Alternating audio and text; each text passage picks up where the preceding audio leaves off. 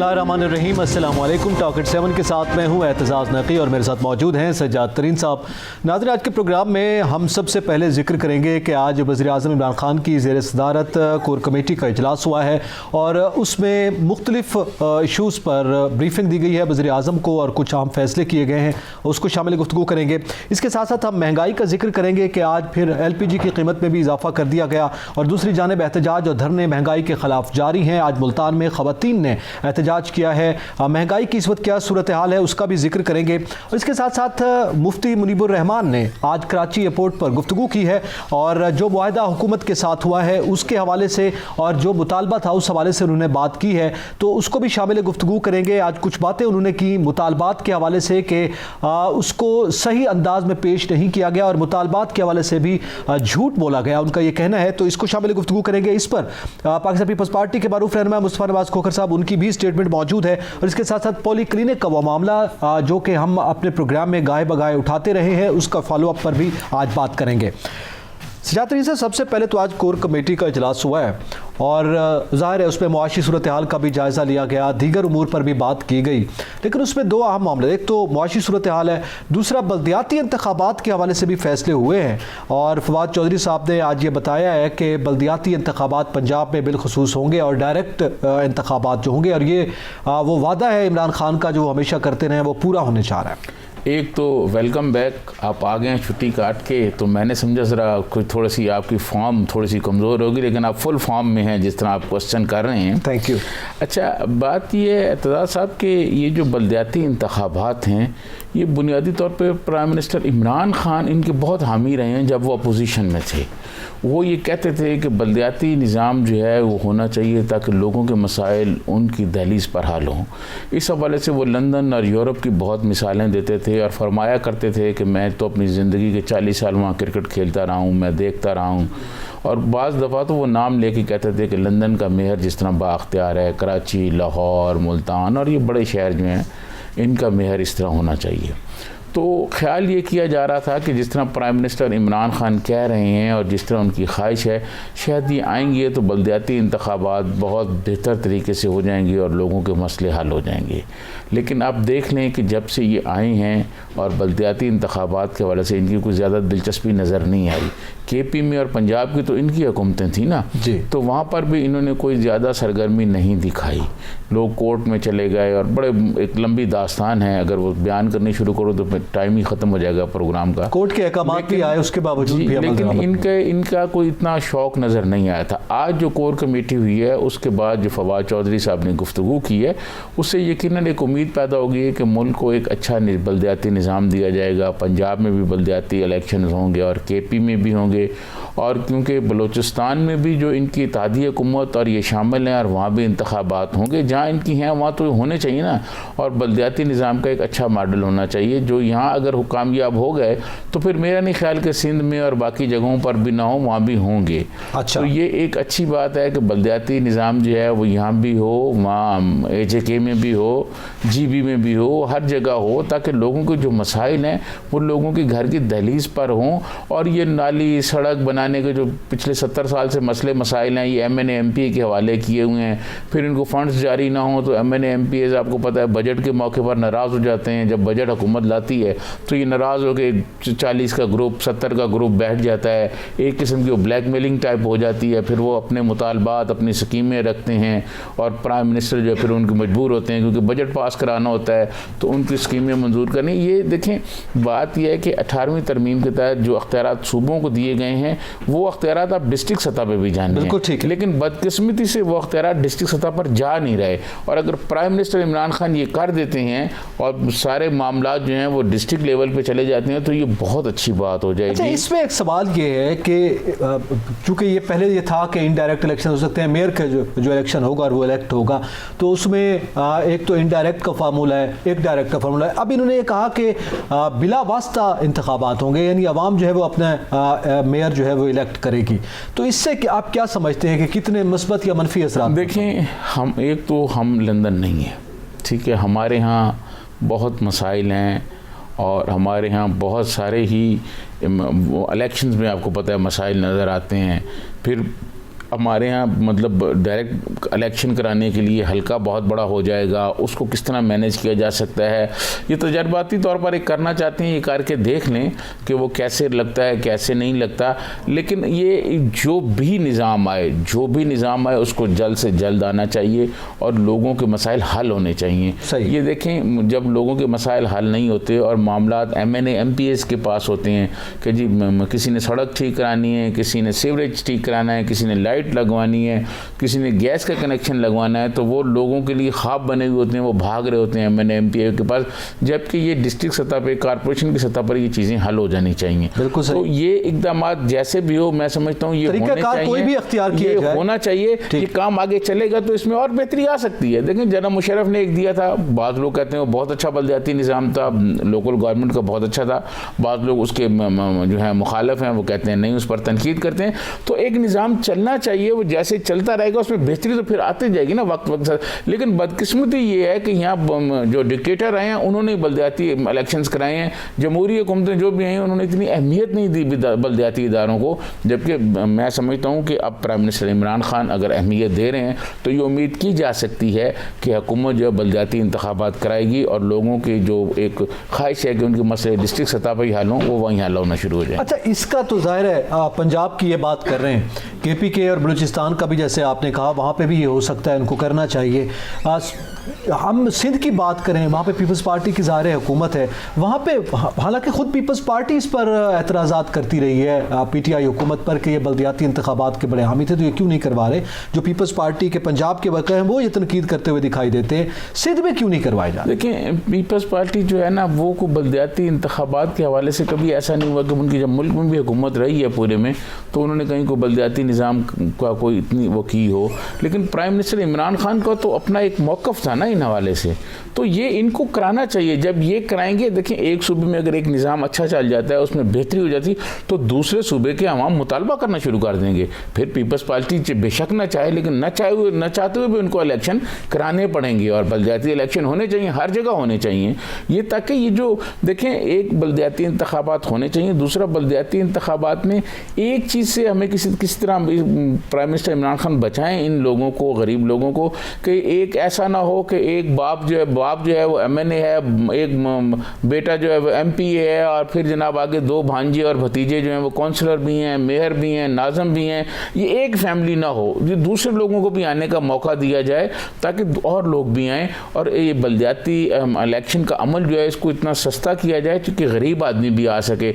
ऐसा ना हो कि डिस्ट्रिक्ट वडेरे और जागीरदार आपस में तकसीम कर लें कि जी ये चौधरियों का डिस्ट्रिक्ट है, ये गिलानियों का है, ये कुरैशियों का है, ये चीमों का है, ये चट्ठों का है और ये जाटों का है। इस तरह नहीं होना चाहिए, इससे फिर मसाइल हल नहीं होंगे और बढ़ जाएंगे। माजी के इंतखाबात भी होंगे तो उसमें भी आवाम का जो एक माइंड सेट है वो हमारे सामने है, जनरल इलेक्शन की तरह इसमें भी जाहिर है उन्हीं फैमिली से जब लोग आएंगे उन्हीं की कैंपेन होगी और उसी अंदाज में इंतखाब होगा। ये आपने बिल्कुल दुरुस्त कहा, ये माइंड सेट यही है और ऐसे ही होता है। मेरा क्वेश्चन ये है कि ऐसा इसको ख़त्म करने के लिए प्राइम मिनिस्टर इमरान खान को कोई फार्मूला देना चाहिए ताकि ये जाट, चट्ठे और चौधरीज और ये दूसरे चीमे और इनसे जो है ना एक आम आदमी, गिलानी, कुरैशी, इनसे जान छूट के कोई और आदमी भी आगे आए। ये मतलब गरीब आदमी को भी कुछ जगह मिलनी चाहिए कहीं ना कहीं। बिल्कुल इसी हवाले से ये बात हो रही है। इसके साथ साथ मुआशी सूरत हाल का जायज़ा लिया गया कोर कमेटी इजलास में और दूसरी जानिब महंगाई की सूरत हाल ये है कि ख़वातीन भी सड़कों पर निकल आए। इस पर बात करेंगे एक ब्रेक के बाद, हमारे साथ रहिएगा।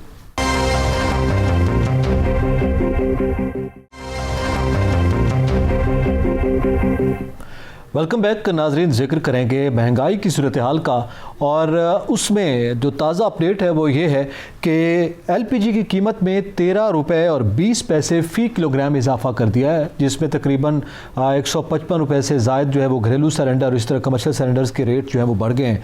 अभी चूँकि सर्दी का आगाज़ है और इस दौरान जो गैस का इस्तेमाल है वो घरेलू सतह पर भी बढ़ जाता है, तो इसमें जो सूरत हाल पैदा हो रही है, पहले हमने देखा कि गैस की कीमतों में इजाफा किया गया, सुई गैस के हवाले से उसके असरात मुरतब हो रहे हैं, टैरिफ की बात की गई, अब LPG के हवाले से भी सूरत हाल यही है, पेट्रोल के आलम भी हमारे सामने है। और इसके साथ साथ सजातरीन साहब, आप जानते हैं कि मुल्तान में ख़वातीन ने, जो घरेलू ख़वातीन है वो अब सड़कों पर निकल आई, उन्होंने एहतजाज किया इस महंगाई के हवाले से। उन्होंने रोटियाँ उठाकर, बर्तन उठाकर, हांडियाँ उठाकर एहतजाज किया है और दुहाइयाँ दी हैं हुकूमत को। अच्छा एतजाज़ साहब, मैं आपको बताऊं कि जब रियासत या हुकूमत की रेट कमज़ोर होती है तो महंगाई होती है, क्योंकि जो माफिया है जिसका प्राइम मिनिस्टर इमरान खान बहुत जिक्र करते हैं, वो जब ये देखते हैं कि गंदम स्कैंडल हुआ किसी को सज़ा नहीं मिली, पेट्रोल स्कैंडल हुआ किसी को सज़ा नहीं मिली, चीनी स्कैंडल हुआ किसी को सज़ा नहीं मिली, ठीक है जी, और भी कई स्कैंडल ऐसे हुए किसी को कोई सज़ा नहीं मिली, ठीक। और प्राइम मिनिस्टर इमरान खान ने 3 साल के दौरान फोकस किया सिर्फ अपोजिशन को कि ये चोर हैं, ये डाकू हैं, डाकुओं से बात नहीं होगी, चोरों से बात नहीं होगी। जब स्टेट की रेट कमज़ोर होती है तो महंगाई होती है, सही। फिर जो माफिया है वो अपनी मर्ज़ी के रेट वसूल करते हैं, वो अपनी रेट की मर्ज़ी के। देखें, जब पीपल्स पार्टी की गवर्नमेंट थी उस वक्त भी पेट्रोल इंटरनेशनल मार्केट में महंगा था, यहाँ भी महंगा था, लेकिन गंदम, चीनी, आटा, सब्जियाँ ये तो मिल रही थी ना, अशियाए खुरनोश जो है वो आवाम की पहुंच में। ये तो नहीं थी कि लोग आटा ही गायब है, आटा नहीं मिल रहा, और मतलब लोगों को चीनी नहीं मिल रही, दालें नहीं मिल रही, और अगर मिल रही हैं तो इतनी महंगी मिल रही हैं, यूटिलिटी स्टोर पर इतनी महंगी हो गई हैं।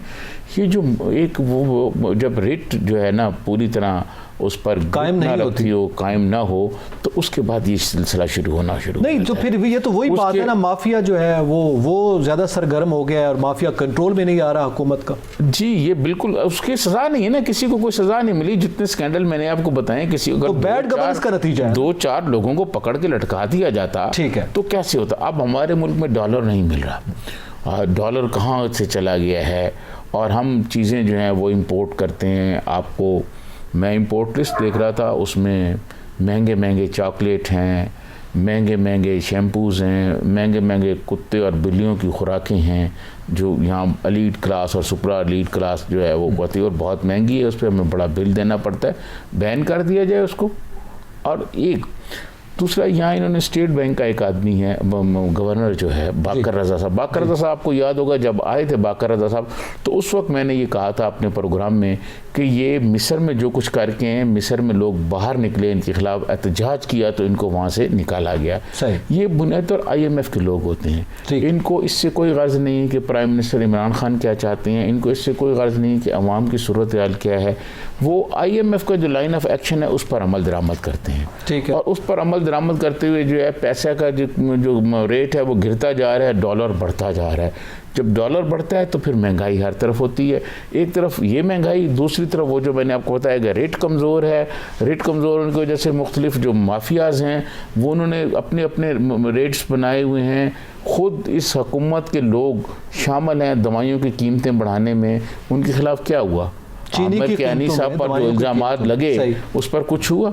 जहांगीर तरीन पर बहुत शोर मचा दिए, ये कर देंगे, किसी को सज़ा नहीं हुई, कुछ नहीं। तो जो माफिया होता है फिर उसकी हौसला अफजाई होती है, वो समझता है कि कोई कुछ नहीं कर सकता, या हम अपनी मर्ज़ी से करें।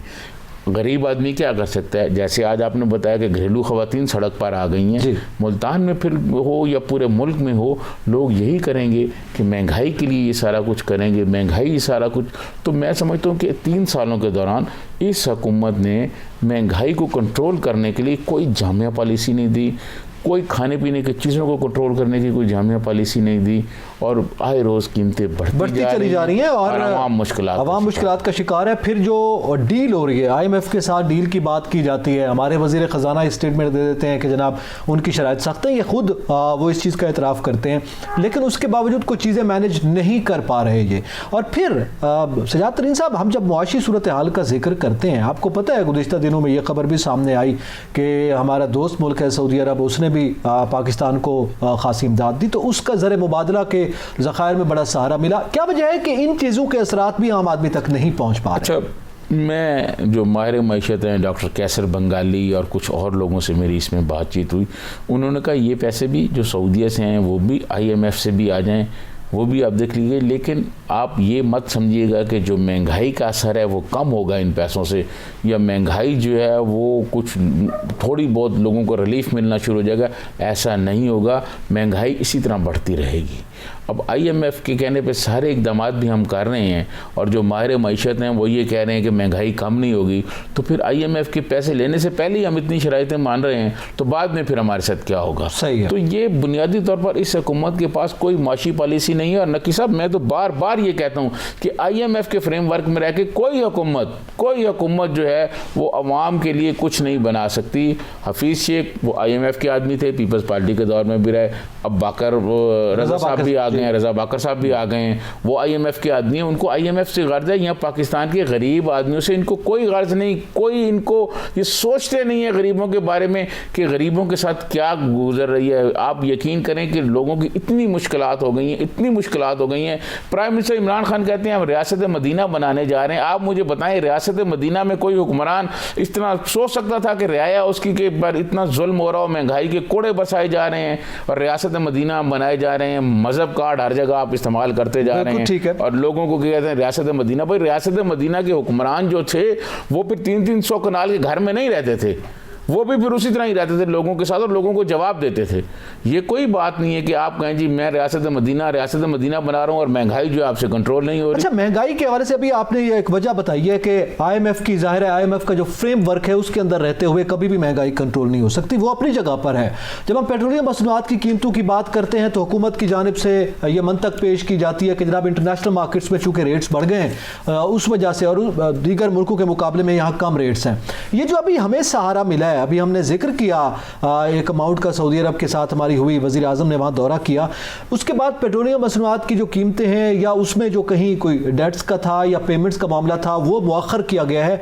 आम तौर पे माजी में अगर इस तरह की सूरत हाल पैदा होती थी या मौखर की जाती थी, मुस्लिम लीग नून के दौर में भी ऐसा हुआ, तो उसके असरात फिर सामने आते थे, पेट्रोलियम मसनूआत की कीमतों में कमी आती थी। अब तो ये भी नहीं हो रहा। IMF का फ्रेमवर्क अपनी जगह, ये जो हमें सहारा मिला है, क्या ये मैनेज नहीं कर पा रहे? मैंने इब्तदा में आपको कहा ना कि जब रेट कमज़ोर हो जाती है ना हुकूमत की, तो फिर कोई चीज़ नहीं आवाम को रिलीफ मिल पाता। आपने कभी ये देखा है कि मैं अदाद शुमार देख रहा था आज, क्योंकि मुझे पता था कि आप छुट्टी से आए हैं तो आते ही आपने फॉर्म पे क्वेश्चन शुरू कर देने हैं। मैं ये देख रहा था कि हर साल कम से कम 15 लाख नौजवान यूनिवर्सिटियों से डिग्रियाँ लेके बाहर निकलते हैं। 15 लाख नौजवान जो हैं एक वो डिग्रियां लेके बाहर आते हैं, बेरोज़गारों की एक फ़ौज पैदा कर रहे हैं। उनके लिए, उनको रोज़गार देने के लिए हमारी जो मुआशी तरक्की है उसका तनासब 5 से 6% होना चाहिए। सही है, ठीक है, सही है। जो नहीं है, और वहाँ एक बेरोज़गारों की हम पूरी वो फ़ौज जो है वो जमा करते जा रहे हैं। उसके लिए कोई मुआशी हिकमत अमली नहीं है कि नौजवान जो आ रहे हैं उनको हमने कहाँ लगाना है, उनको किस तरह करना है। कोई पॉलिसी नहीं है, कोई कुछ नहीं है। वो जो ख्वाब दिखाए गए थे सारे के सारे, वो 36 दिन का 136 दिन का जो वो था अपना धरना, उसमें जो प्राइम मिनिस्टर इमरान खान कहते रहे वो सारी बातें खाम ख्याल थी और ज़मीन बोस हो गई, आवाम को कुछ नहीं मिला। अच्छा, इसी के साथ एक और मामला जो यहाँ पे चला है, आज वो कोर कमेटी में भी डिस्कस हुआ है, उस पर भी बात करते हैं। मुफ्ती मुनीब साहब ने कुछ देर पहले ही, हमारे प्रोग्राम के शुरू होने से कुछ देर पहले एयरपोर्ट पर गुफ्तगू की है और उन्होंने जो बात की वो तो यकसर मुख्तलिफ है। अब तक जो मुतालबे की बात की जाती रही थी वो बड़ा मुख्तलिफ था। मुफ्ती मुनीब साहब कह रहे हैं कि फ्रांसीसी सफ़ीर को निकालने का या एम्बेसी बंद करने का तो मुतालबा ही नहीं था, ये तो झूठ बोला गया है। तो ये फिर मुतालबा क्या था, ये एक बड़ा सवाल है, और फिर जो मुआहदा हुआ वो क्या हुआ, इस पर बात करते हैं। नाज़रीन, यहाँ पे वक्त एक ब्रेक का, हमारे साथ रहिएगा।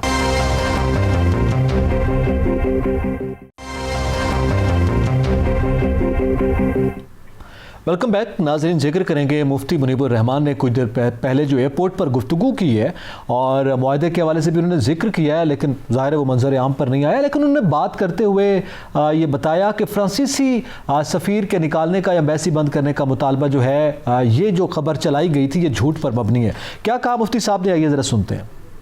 जो बातें तय हो रही थी उसके बारे में भी टीवी पर झूठ बोला जाता कि इनका मुतालबा है कि फ्रांसीसी सफारत खाना बंद कर दो, फ्रांसीसी सफ़ीर को भेज दो, यूरोपियन यूनियन से ताल्लुकात तोड़ दो।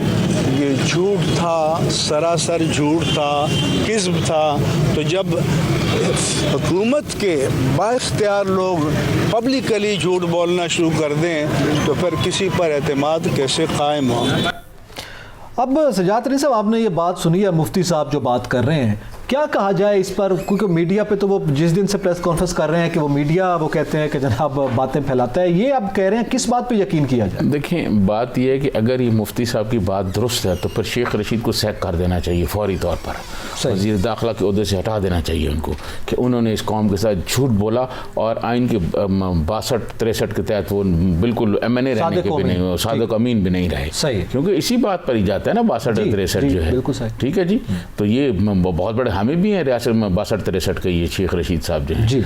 तो मैं ये समझता हूँ कि शेख रशीद साहब ने जो बातें की, अगर ये बातें दुरुस्त हैं जो मुफ्ती साहब कह रहे हैं कि ये बातें तो उस मुजादे में शामिल ही नहीं थी, फिर शेख रशीद के पास वज़ीर दाखिला रहने का कोई जवाज़ नहीं है, उन्हें खुद ब खुद वजारत छोड़ देनी चाहिए। लेकिन बदकिस्मती से पाकिस्तान में ऐसा नहीं होता कि एक ऐसा आदमी जो अपने आप को बड़ा सच्चा, बड़ा दबंग और बड़ा ये कह रहा है पूरी कौम के सामने आके वो झूठ बोलता है। ये तो मुफ्ती साहब कह रहे हैं ना, बिल्कुल कि वो तमाम वज़रा झूठ बोलते हैं। ये देखें, मैं समझता हूँ कि ऐसा नहीं होना चाहिए, और जो मुआहदा भी हुआ आप कौम के सामने रखें, कौम को बताएं कि क्या मुआहदा हुआ है, क्या नहीं हुआ। आज पीपल्स पार्टी की जानिब से सेनेटर मुस्तफ़ा नवाज़ खोखर ने भी ये मुतालबा किया है। उन्होंने कहा है कि जनाब जो मुआहदा हुआ है वो कौम के सामने रखा जाए, और उन्होंने ये भी कहा कि प्राइम मिनिस्टर मुस्तफ़ा नवाज़ खोखर की आज जो स्टेटमेंट आई, उन्होंने उसमें ये भी कहा कि प्राइम मिनिस्टर इमरान खान ने जब हज़ारा बिरादरी वाले लाशें रख के बैठे हुए थे तो उन्होंने कहा जी मैं ब्लैकमेल नहीं होऊंगा। तो फिर ये क्या हुआ कि आनन फानन पूरी हुकूमत और पूरी रियासत जो है वो ब्लैकमेल हो गई, और उनके कलअदम जमात भी आपने करार दिया, जमात भी करार दिया, और फिर उनसे डायलॉग भी कर दिया। और शेख रशीद साहब कहते हैं कि जी एक बात नहीं मानते जी, एक बात नहीं मानते जी, फ्रांसी सफ़ीर की बाकी उनके सारे मुतालबे पा रहे हैं। तो उन्होंने कहा इसमें तो ये बात ही नहीं थी। तो मैं समझता हूँ कौम को के सामने झूठ बोलने वालों का जो है एहतसाब होना चाहिए, और कौम के साथ झूठ नहीं बोलना चाहिए। ये झूठ बोल के पहले हमारी हालत क्या हो गई, ये अभी तक कुछ कंफ्यूजन है। अब देखिए मुतालबा क्या था अगर मुफ्ती साहब की ये बात दुरुस्त है। अब हुकूमत को चाहिए कि मुफ्ती साहब ने जो बात कही है, अब वो जो इन्होंने मुआहदा किया है जो अभी पस मंजर में है वो सामने नहीं लाया जाए, उसको पार्लियामेंट में रख दिया जाए, कौम के सामने रख दिया कि जी ये मुआहदा हुआ है। इसमें शेख रशीद साहब बता दें कि जी ये उन्होंने कहा था कि एम्बेसडर को निकालें, वरना मैं समझता हूँ इस पर तो 62-63 लगता है कि वजीर दाखिला ये बात कह रहा है। और एक बात नहीं, उन्होंने कई दफ़ा ये बात कही, कई दफ़ा प्रेस कॉन्फ्रेंस में इस बात को बार बार दोहराया कि जनाब वो कहते हैं सफ़ीर जो है, जो सफ़ीर चला जाए एम्बेसी बार वो यही बात करते हैं, बात ये कर दी जाए। तो मैं समझता हूँ ये खुद जो मुआहदा हुआ मुस्तफ़ा नवाज़ खोखर साहब ने बिल्कुल ठीक कहा है कि जब लाशों पे प्राइम मिनिस्टर ने कहा था ब्लैकमेल नहीं होना, फिर क्या वजह थी। और जो अब मुआहदा हुआ है जिसकी जनाब शाह महमूद कुरैशी साहब हमारे मुल्तानी मखदूम ने कौम को मुबारकबाद भी दी कि जी मुआहदा हो गया है, वो क्या मुआहदा हुआ है वो कौम के सामने रखा जाए। कल को कोई और ग्रुप आएगा फिर उससे भी मुआहदा करना पड़ेगा। ये इस तरह मतलब ग्रुपों से और लश्करों से हम मुआहदे करने शुरू कर दें, फिर रियासत क्या करेगी। तो कौम के सामने रखी जाए वो बात, कौम को बताया जाए, पार्लियामेंट के सामने रखा जाए, पार्लियामेंट को बताया जाए कि जी ये मुआहदा है और ये बात हुई है।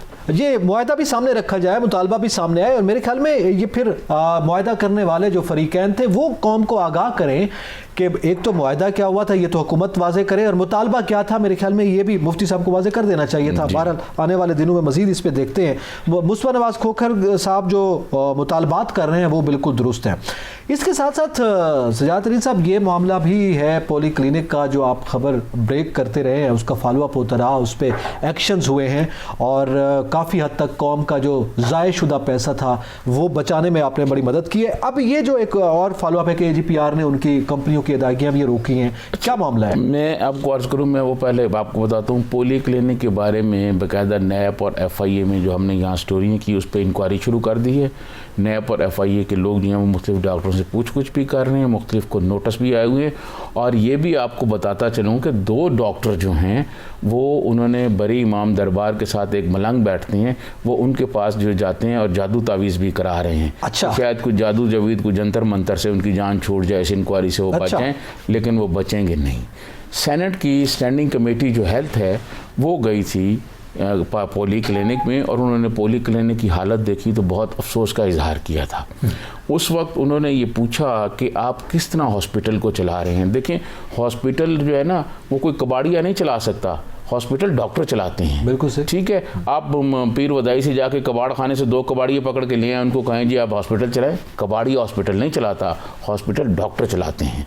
और जनाब उन्होंने ये पूछा कि आप स्टोर किस तरह चला रहे हैं, और कमेटी को ये बताया गया कि जनाब जो स्टोर के इंचार्ज डॉक्टर हैं वो ग्रेड 19 में हैं और उनके मुताबिक जो फार्मासिस्ट हैं वो ग्रेड 20 में हैं। तो वहाँ शफीक तरीन साहब जो हैं, जो कमेटी के मेंबर हैं और जो कमेटी के चेयरमैन हैं, उन्होंने ये क्वेश्चन किया कि ये कैसे मुमकिन है कि एक सीनियर आदमी जो है वो मुतैद कर दिया गया है और जो जूनियर आदमी आपने सरबराह कर दिया गया है, ये कैसे मुमकिन है। तो कमेटी ने वहाँ अहकामात दिए, ऑर्डर दिए कि जनाब ये जो सीनियर आदमी है इसको इंचार्ज बनाया जाए और जो जूनियर आदमी है इसके मुतैद किया जाए। और उस वक्त जो स्टेज पे मौजूद थे डॉक्टर इफ्तिखार नारो साहब, उन्होंने अपने सीने पे हाथ रख के कहा कि सर ये मैं ठीक कर दूंगा, बिल्कुल ठीक हो जाएगा, जो सीनियर आदमी सीनियर पोस्ट पे होगा। वो कमेटी को गए भी 2 हफ्ते से ज़्यादा हो गए हैं, उस पर अमल दरामद ही नहीं हुआ। अच्छा, अमल दरामद कैसे होगा? ठीक है जी, वो उसी तरह जूनियर से चल रहे हैं। जैसे मैंने कहा कि कबाड़िया आ जाएं तो कबाड़िया तो नहीं चला सकते ना हॉस्पिटल चलाने के लिए डॉक्टर्स चाहिए, सीनियर डॉक्टर चाहिए। स्टैंडिंग कमेटी ने जो कुछ कहा था उस पर एक्शन नहीं हुआ और इस हवाले से मेरी स्टैंडिंग कमेटी के लोगों से बात हुई है। उन्होंने कुछ बाहर गए हुए थे मुल्क से, उन्होंने कहा हम वापस आएंगे और आके फिर इस पर इस्तकाक की हम जो है ना एक अप्लीकेशन दे देंगे कि इस्तकाक हमारा मजरू है और ये कैसे हुआ है जनाब। अच्छा, उसके बाद जो AGPR का आपने क्वेश्चन पूछा, AGPR वाले क्या कर रहे हैं, जो मुख्तलिफ मेडिसिन सप्लाई होती हैं पॉली क्लिनिक को और उनकी जो अदायगी होती है वो AGPR के जरिए होती है। अब बदकिस्मती ये है कि पॉली क्लिनिक का मुस्तकिल बुनियादों पर अभी तक आर्डर नहीं जारी हुआ एग्जीक्यूटिव डायरेक्टर का। वो हर 3 माह के बाद उनको रखा जाता है और 3 माह के बाद एक नया 3 माह के लिए नोटिफिकेशन आ जाता है। जैसे ये हम आपको पता नहीं है हुकूमत है, जैसे ये चल रही है इसी तरह मामला डेली वेजेस पे सारे चल रहे हैं। अब AGPR वालों का मौका ये है, मैंने उनसे बात की AGPR वालों से, उन्होंने कहा जी जब तक कोई मुस्तकिल यहाँ एग्जीक्यूटिव डायरेक्टर नहीं लगता तो हम ये कैसे इनके बिल की अदायगी कर दें, कैसे कर दें। कल को हमें वो पूछेंगे कि आपने ये कैसे कर दिया। ठीक है, फिर जो मुझे ये बात बताई गई, एक डिप्टी एग्जीक्यूटिव डायरेक्टर खुद जाके AGPR वालों को कह रहे हैं कि जी आप ये बिल ना करें जब तक इनकी मुस्तकिल तैनाती नहीं होती। वो आपस में उनके जो अख्तियारात की रस्साकशी और आपस में जो उनके ताल्लुकात और आपस में जो मुहाज़ाराई है, सही है, उसकी वजह से वो पेमेंटें रुकवा रहे हैं और अगर वो अदायगी नहीं होगी तो फिर जो थोड़ी बहुत ही अवाम को दवाइयाँ मिल रही हैं सरकारी वो भी बंद हो जाएंगी। 3.25 अरब रुपए का बजट है पॉली क्लिनिक का और सेनेट की स्टैंडिंग कमेटी वालों ने हैरत का इजहार किया वहाँ सफाई का और बाकी मामला देखकर। चले जी, खुदा करे कि ये सूरत हाल बेहतर हो जाए, वरना फिर मेरे ख्याल में पूरी कौम मलंग के पास जादू गंडे लेने जाए तो शायद हालात बेहतर हो जाए। इसी के साथ ही नाज़रीन एतजाज़ नकी और सजात तरीन को इजाज़त दीजिए। अल्लाह हाफ़िज़।